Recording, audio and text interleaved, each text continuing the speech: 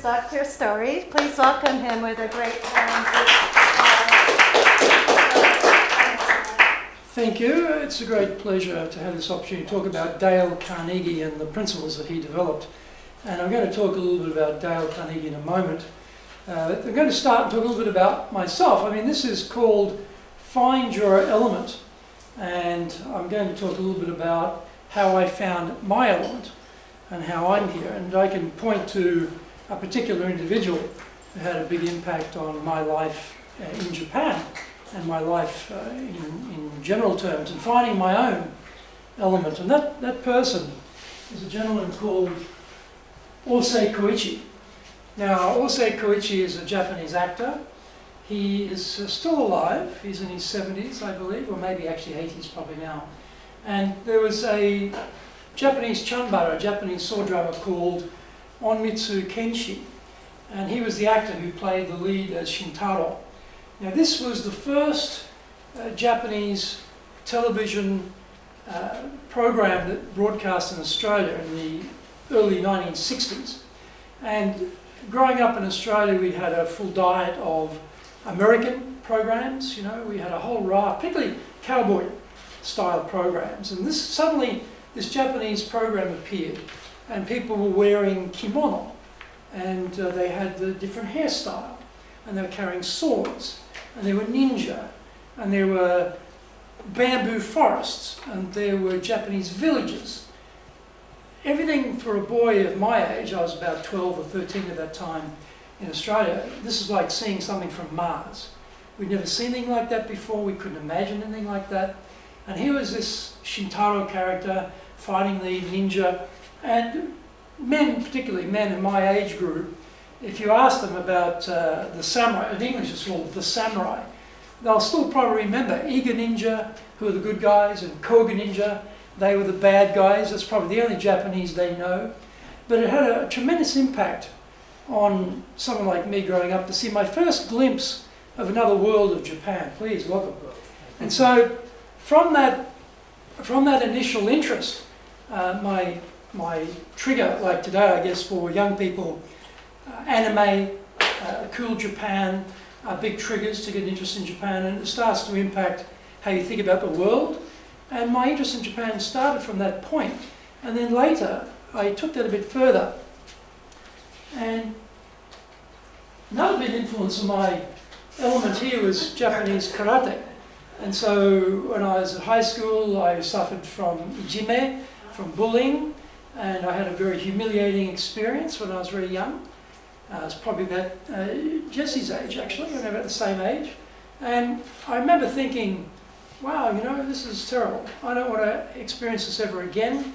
I don't want to go through my life being unable to defend myself or look after myself. And so I had this Japanese interest, and then learned to pursue that through karate. And in those days, this is back in early 70s, you couldn't find a place to train like you can today. I mean, today it's easy, but at that time, this was pre-Bruce Lee. So even just finding a place to train, you had to know somebody, actually, to find a place to train. I couldn't find a place to train because it wasn't that easy. And then one day I saw an ad, and it was for the YMCA, and there was a 10-week course. And I thought, oh, this is good, 10 weeks. I can try this, see if I like it. It's not a lot of money. I can afford it. And I never forget, it was a wooden floor like we have here. And at the end of the class, I've got, you know, beads of perspiration running down my face. I'm sitting on my knees on a wooden floor, which I remember being extremely painful position to do that. But I remember thinking to myself, this is for me. And that idea continued, and it just grew from there. And so, you know, I developed, I became a black belt in a style called Shitoru Karate, and at the moment I'm training in Goju Karate. And so this pursuit of my element is actually what brought me to Japan. I studied in Australia with karate there, and one of the tricky parts about Japan is the thinking is so different. So my Japanese teacher very, very scary guy. Very scary guy physically, but also mentally. But I noticed that with him, everything was around the other way. If I thought things were up, he thought it was down. If I thought it was left, he thought it was right. And I remember struggling with this, thinking, if I'm ever going to master my element of karate, I've got to understand the Japanese way of thinking. Unfortunately, I got a scholarship from the Japanese Education Department, which was then Monbusho in those days, not Monkasho as is today, to come to Japan to do academic studies, but my real reason for coming was karate, and that had a big impact too. So there's my son on your right, myself, and he's 15. He became a black belt after 4 years of training, and this is our Goju Kai master, Yamaguchi Sensei, who's the world head of Goju. He teaches, or was teaching, at the Tokyo American Club, which is where I had my son start. And then, being a typical father, I thought, oh, this is great, you know, my son's got his black belt. It's a different style to my own, but I'll join so dad and son can train together. Well, forget it. I don't want to train with you, Dad. So that was the end of that idea, but I got back in the dojo and I enjoyed it, even though it's a different style. And so, you know, we pursued that. And then, as you see here, my wife, Chiaki, and we've been married now 18 years. So, again, many things happened from watching Onmitsu Kenshi, starring Osei Koichi, as the samurai in Australia when I was about 12 or 13. They would bring me to Japan. I'd get a master's degree here. I eventually get a PhD in international relations, Japanese decision making. I would pursue my art of karate continuously since the age of 17, so now 47 years. I would find my wife here. I would learn martial arts here, and I would learn to live here. So I found my element through all those things. But one thing I didn't find in all of that time was my element of dealing with other people. And what I found was I was already a very strong-willed individual anyway, and the karate brought that out. So I became very powerful within myself. A very strong mind, very strong determination, very disciplined, all the things you get from martial arts training.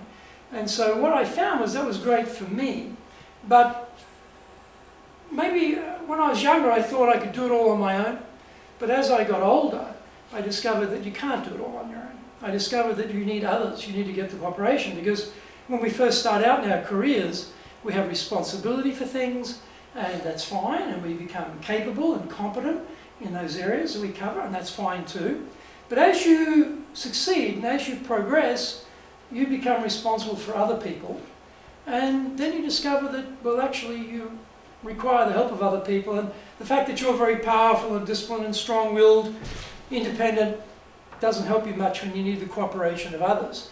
And this is where I found that Dale Carnegie was particularly beneficial, because it taught me better how to deal with other people. Now, you may not believe this, but I'm actually an introvert. And you might think, wow, he doesn't seem like an introvert to me. But the definition of an introvert, one of the definitions anyway, is an introvert is someone who, when they are feeling tired, when they're feeling very stressed, to recover, they withdraw. They try to be away from people, be quiet, bolster their strength again, and then go back out into the fray. Whereas an extrovert will seek people out and draw the energy off those people around them. So for me, being basically an introvert, having to learn to deal with a lot of people, to be in business, to be out there networking, meeting people I don't know, being charming with people. If you're in business and you want to have an opportunity to network and find new clients, you must be charming. It's exhausting for introverts. So I found also that Dale Carnegie had some ideas there around how to be charming with people, how to be successful with people you don't know very well, and do it in a way that's not exhausting.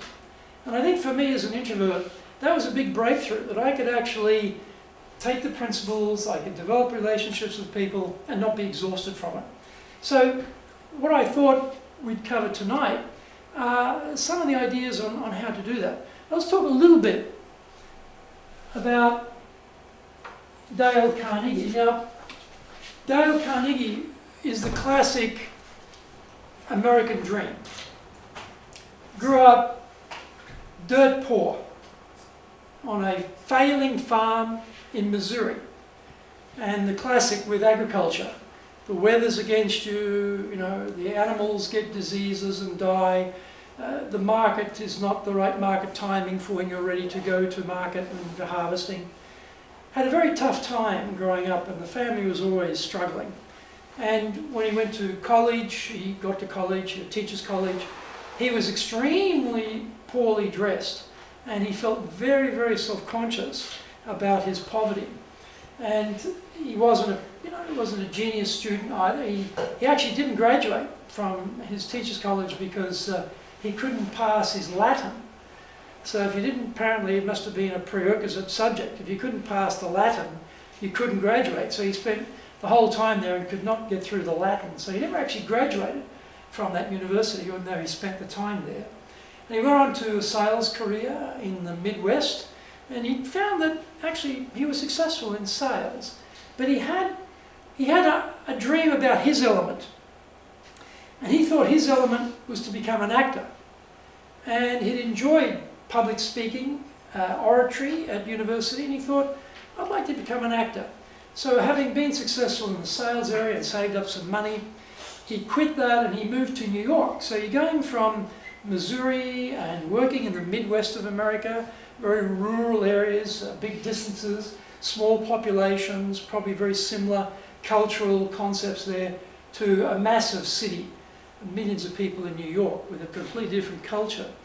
And he joined what was one of the premier acting schools in New York at that time, and many of the people who graduated from that acting school became very successful actors. Sadly, he wasn't one of them. He was not successful as an actor. He tried, he went through the course and he tried, and he got on the road, and he had, there was a play, there was touring, and he was part of the cast, and he played a number of roles in that play. But what he found was, it was a very tough game. There are lots and lots of people who'd like to become famous as actors who are not successful, and he was one of them. And he realised, well, this isn't going to work for me. It's a dream I have, but it's a tough call to become a successful actor. I don't think I'm going to cut it. I should think about a career change. And while he was thinking about that, he went into a job that he found was very unsuitable for him. And I think for many of us, we've been in work, we've been in situations where we found ourselves in an industry or a company or a business that isn't a good fit. And I had that experience myself. I'm not going to name the company, but I found that the culture of that company and my own thinking about the client were not a good match. Now, the company had a rhetoric about how they thought about the client, but what I found, though, was that actually wasn't the reality, and I always had a conflict there, and it was a struggle internally. And he was selling trucks, and he found that this was not a good match for him, and he didn't feel congruent with what he was doing. In the same way that what I was doing, I didn't feel congruent either. And so I found my element to be Dale Carnegie, where I could find a match between what I was saying and what I was doing were in perfect harmony, totally congruent, and true to my beliefs and how I approached the philosophy of business. And he found the same thing, and he found that through starting his own company in 1912 in New York. Now, what was unique about Dale Carnegie was that he started with public speaking. And he thought, well, I enjoyed this at college, and I'll try this. And he started with that, but he found that his clients had more issues than just public speaking. He found that, yes, the courage to stand up in front of others and speak, and I said before, I'm an introvert, and for me, I absolutely didn't want to speak in front of people for as long as I could put it off. And I'm serious, the first public speech I gave was 1983, 1983, so I was 30 at that time. So I'd put it off for as long. I'd been right through university, avoided it, every opportunity, did not want to speak, and it was fear. It was fear, and he found that, yes, people had a fear of having to represent their company, represent their business, to talk to their colleagues, to talk to their clients, to stand up in front of others, and they were avoiding it. And I was like that too. But he found also that even though he could train them and how to be more confident to stand up in front of others and present, there was still the issue of getting on with others. And he started to realise that in business, dealing with different types of people was tricky for managers. Like they're good, competent people in their field of endeavour, clever, very capable, right in their comfort zone, in their sweet spot, then get promoted. Now they're responsible for others who are not like them. And they're no longer in their comfort zone, and they're struggling. And he realised that public speaking wasn't the only thing they needed. So he spent basically 24 years researching this and experimenting in his classes, and he started a thing called the Dale Carnegie course, which runs to this day. So it's been going for a very, very long time. And he found that there were certain principles that work in terms of getting on with each other. And he was a guy who, he travelled a lot. He was very unusual for an American of that era. Now, he didn't actually travel very far during World War I. He travelled on Long Island. So he never actually went to Europe with the troops. He was in the army, but he was on Long Island. But after the war, he travelled to Europe, and then after that he continued to travel. He travelled also to Asia.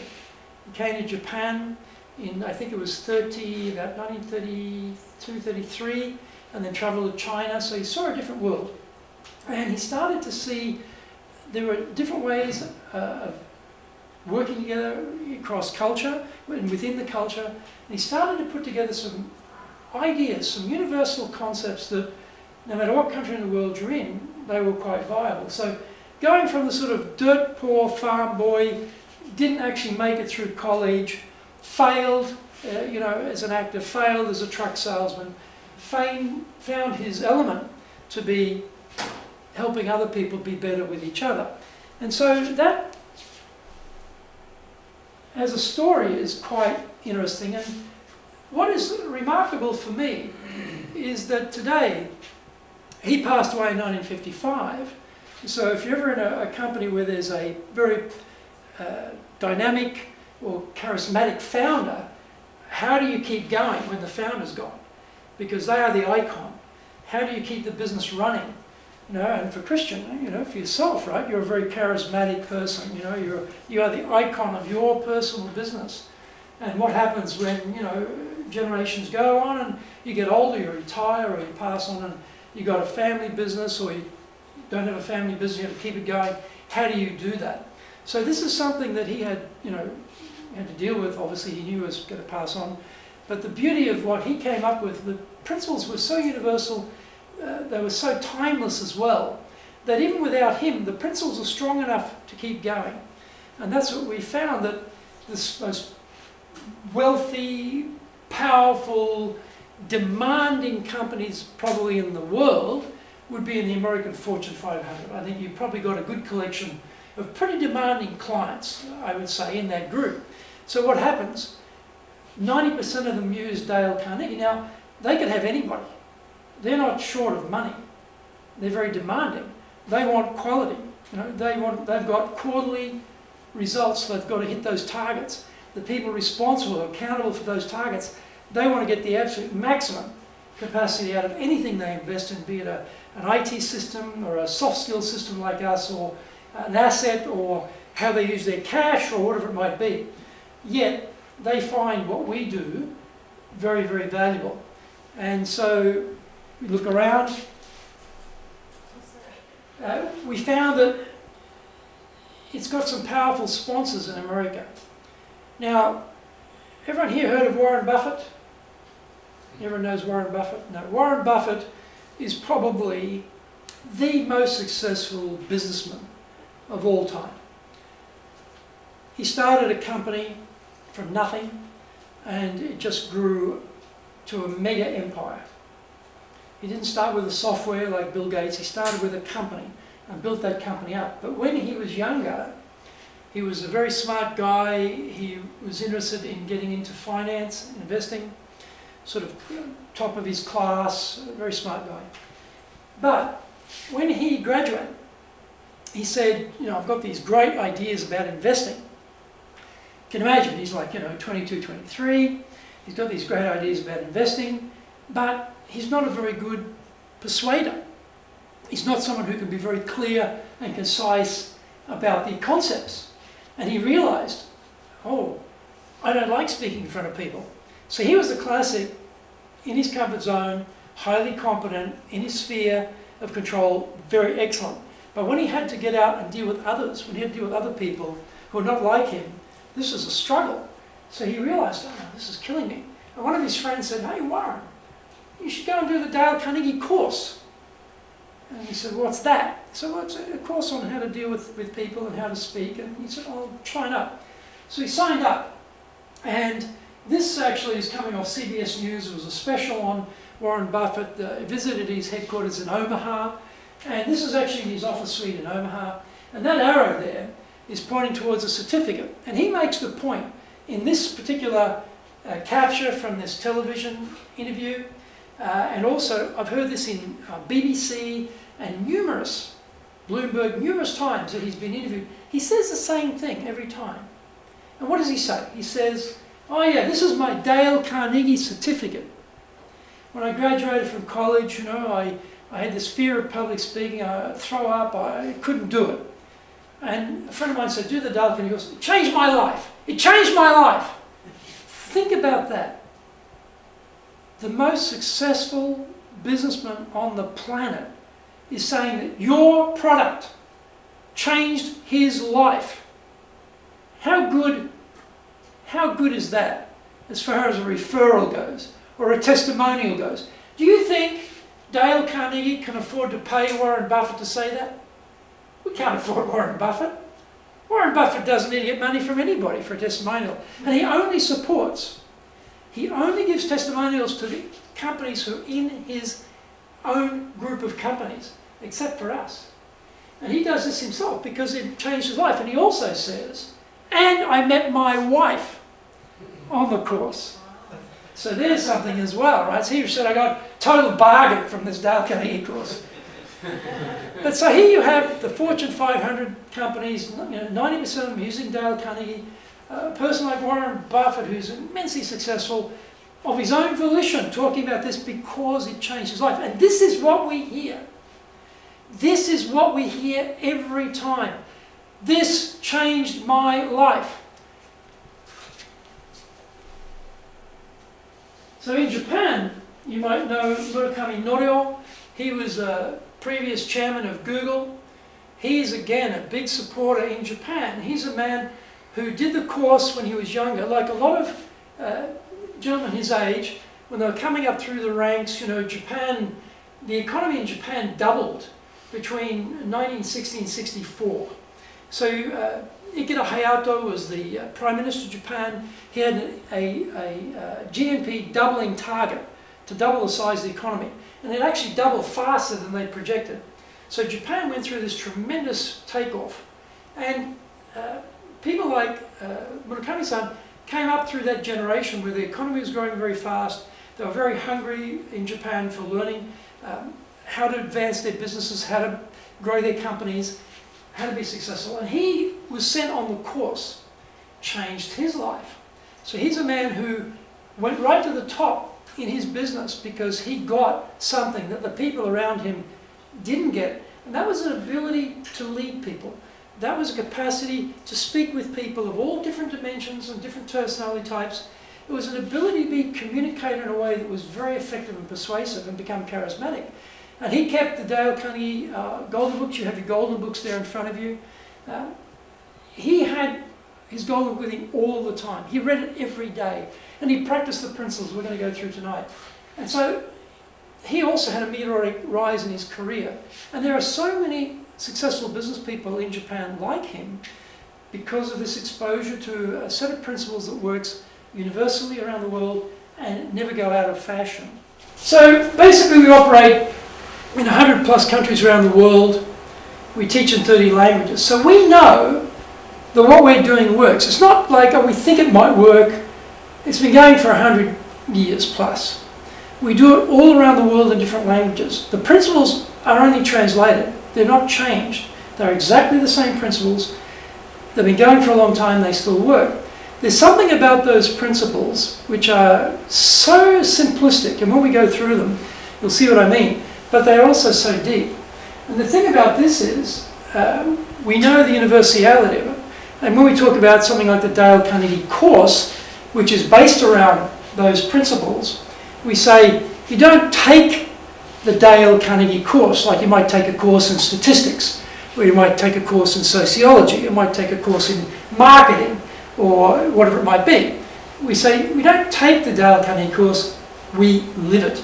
And that is the difference. This is something that we learn to live throughout our lives based around a foundation that is proven, works everywhere with anyone from around the world, and never goes out of fashion. So we're going to go through these principles one by one, and we're going to deal with 9 of them tonight. We don't have time enough to go through all of them, but these are sort of critical 9. And I'm going to ask you if you can sort of arrange your seating a little bit, so you have a chance maybe in threes. We might get in threes, might be a good number. I think we sort of got 3s here to make that work, to discuss some of these ideas. And so the first one here is don't criticise, condemn or complain. It's principle number 1. It's the only negative principle in all of the Dale Carnegie principles. Everything else is always on the positive front. But this one is a command not to do something. Now when you read this, it's pretty simple, you know. Don't criticise others, don't condemn them, and don't complain about them. And you might think, yeah, okay, that's easy. Try living it for one day. Try it for one day and see how you go. And this is where you discover, easy to read, not easy to do. But let's think about, why would something like this be important? Because I know in many companies the culture is quite different to this. I won't name the company, but they're a very large French luxury brand, and I was in a meeting with some colleagues who had actually worked in that company. They were French, and they had a room for meeting people, but it wasn't called the meeting room, or the Tokyo room, or the Shanghai room, or the New York room, or something cool like that. It was called the confrontation room. Now think about the culture of that company. Do you think they worried too much about criticising each other in the confrontation room, condemning each other in the confrontation room, right? Complaining about each other in the confrontation room? I'm sure there was tons of that going on. It was a culture in that company. But what does that produce? Is that the ideal? Why would you go away from that? Why don't we have the element to bring people to account? How do we do that? These are some of the issues. When you read this, it seems simple, but think about it. Why do you think this would be important? Why would Dale Carnegie pick up a concept like this as one of these key principles to be better with people? So spend a moment as a little group discussing, and I'm going to ask you, after we discuss, to feedback to the rest of the group some of the things you discussed. Why would this idea help us to be better with people? All right? Who has the first question? Everyone good? Okay, please discuss. Why would this help us to be better with people? Please go ahead and discuss. So maybe in the middle here, what were some of the things you talked about regarding this principle? What are some of the ideas that came out? Well, we certainly have differing takes on the matter. But you know, so my initial impression of this was rather that it be about the person being criticized or the thing sort of right in front of you.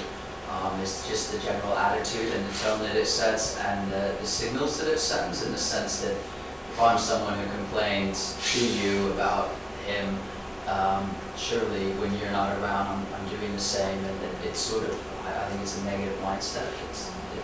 So what you're talking about there is a relationship becomes a lack of trust, maybe, because of that activity. Yeah. Sounds like you had some other views, though. We did have some other views as well. It was just cultural comment, in the sense that one key reason why criticizing doesn't work everywhere is not everybody is French. I was giving the example of a time when I was still French, but working from our European headquarters in the UK, coming back to the French subsidiary with British colleagues and having to explain that cultural difference. Because the guys, customers, colleagues were criticizing prototypes in a French way, which was more giving ideas for improvements, what was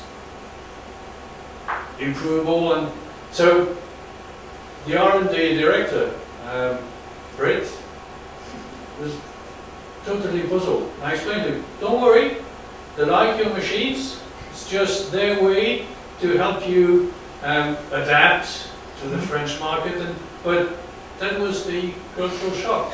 Yeah, okay. So how about this group? What did you discuss?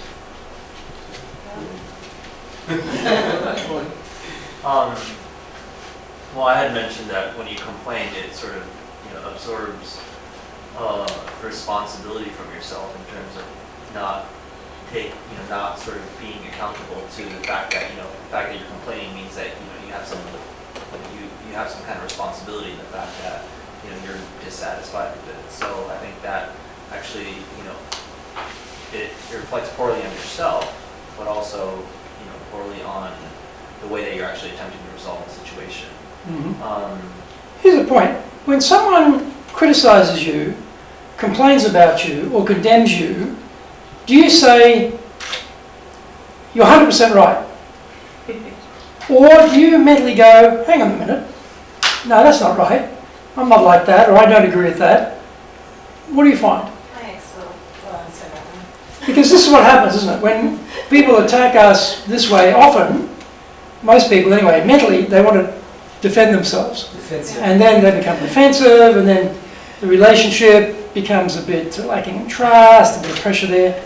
So this is an issue around what's the impact of your complaining Yeah, it's like an about attack. someone. It's an attack. It's on their character or Yeah. ego.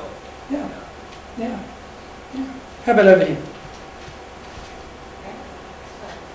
Well, it's similar ideas. We did talk about the negative mindset, and then once you're going down that path, you start to focus on things, and you see patterns. Perhaps that person's coming over. Oh, that's the guy that's gonna complain. So then you're already building up the walls before he's even said anything, because you're starting to Anticipate. look for it, anticipate. Yeah. And how healthy of an environment can that be to try to get things done? So is there a way we could change the game here and deal with correction without criticizing the person, condemning them, or complaining about them? Are there any other alternatives? And I think, in a way, Vincent, you mentioned that they were giving some feedback on the prototype in a way that they could improve the prototype. So, for example, in Dale Carnegie, we don't really have any critique component of our training. It's always, what is the person doing that's working for them, that's good? How could they make it better? And in the making of it better, there is an element of, it's not perfect, it could be improved. But it doesn't come across as, well, Shell, that's the stupidest idea I've ever heard. You must be, what are you thinking? That's crazy. Never going to work. Which, when you hear that, you don't say, well, you're right, I am crazy, that was stupid, and I know it won't work. You start to defend it, right? So you push back. So we can still have critique without putting it right in someone's face and creating this counter-reaction of defense or justification. And I think, in business, if you think about it, a complaining customer, you start to argue with the customer. Is that going to get you anywhere? No. So you've got to learn to deal with that in a different way. Or if you complain, is it going to get you anywhere? Often not. So, as an idea, what Dale Carnegie is saying here is keep the relationship, but have a different type of conversation when there's a problem. And if you attack the person, don't expect the trust is going to be there, that the cooperation is going to be there going forward. You're creating an issue between you that's going to be hard to resolve. And often we see this in companies where we have the two people at the top of the silos fighting.